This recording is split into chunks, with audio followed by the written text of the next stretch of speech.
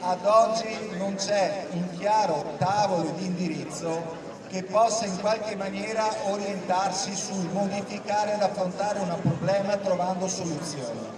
C'è un problema drammatico che investe i servizi residenziali. Presidio davanti al Consiglio regionale di CGIL Veneto e CGIL provinciali per protestare contro un bilancio che, dicono, non sostiene famiglie, sanità pubblica, welfare, lavoro, ambiente e non affronta l'emergenza abitativa. Servivano altre scelte per dare risposte alle emergenze della nostra regione, a partire dalla sanità, dove le liste d'attesa sono ormai insopportabili per le persone e sempre più persone decidono di non curarsi o fanno debiti per curarsi.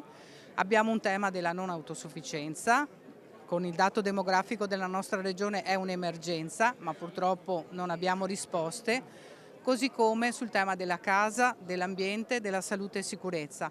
E poi c'è l'emergenza lavoro. Tra i più colpiti, evidenzia il sindacato, i pensionati. In questa legge di bilancio però non vediamo un cambio di passo vero per gli anziani e quindi tutta la parte che riguarda la non autosufficienza rimane invariata, quindi rimangono tutti i problemi sia della residenzialità, quindi delle case di riposo con l'aumento delle rette, il fatto che non si aumentino le impegnative di cura appunto di residenzialità, ma anche tutta la parte della domiciliarità. Non abbiamo servizi territoriali e di prossimità, quindi le famiglie sia nell'ambito della non autosufficienza, della residenzialità che della domiciliarità perdono parte del loro reddito. Chiediamo sicuramente più risorse fresche proprio della regione da investire sia nel problema del caro rette e quindi rispetto alle impegnative di residenzialità e dall'altra parte sulla domiciliarità servizi veri e servizi di prossimità. Basso e Biancardi sono state ricevute poi insieme a una delegazione dai capigruppo di maggioranza e minoranza e dal vicepresidente del Consiglio regionale.